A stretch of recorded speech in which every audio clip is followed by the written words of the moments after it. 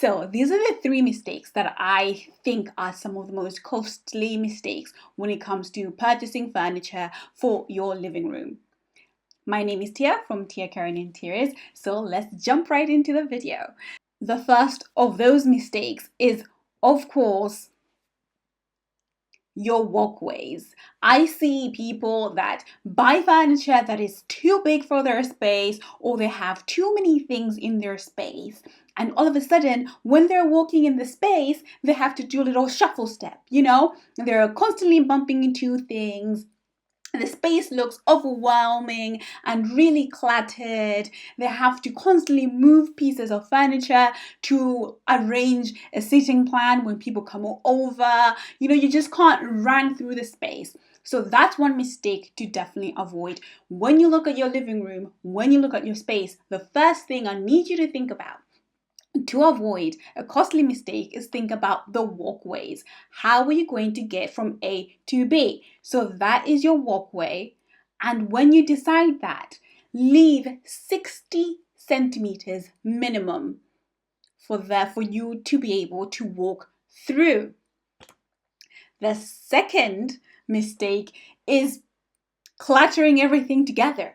You have a living room that has a workstation, a sofa, a TV, a yoga spot, and everything is like, what are you doing? Like, it's not a living room. It's kind of a mixing pot of everything. And that is definitely something that will give anyone a headache and make everyone not feel like they're really at home. And the point of interior designing your living room, if you're watching this video, is so that you can have a place that is peaceful, beautiful, and easy to walk through.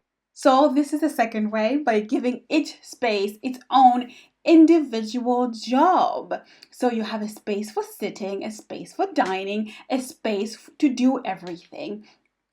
Each area is itemized and each area is decided upon in terms of the function that it will be doing. And this really helps create an organized space that flows. Even if it's one room, one open plan space, just making sure you have like those separate areas really helps, instead of like just having one space and then you're eating in the same area, you're watching TV in the same area, you're working out in the same area.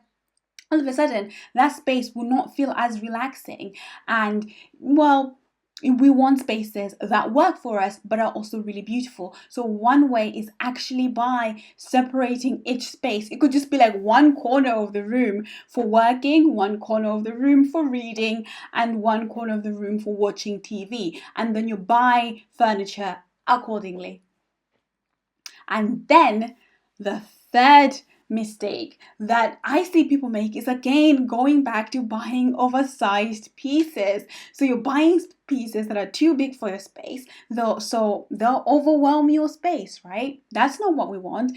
In the same way, we don't want little tiny furniture that our room just looks super empty. So we want to be making sure we're buying furniture that is the right size for our space. That is the same way in which we go and buy ourselves dresses or suits or trousers in the right size. Don't be getting furniture that is too small or furniture that is too large. And that is one way in which you can avoid those costly mistakes, because if something is too big, then you just have to return it.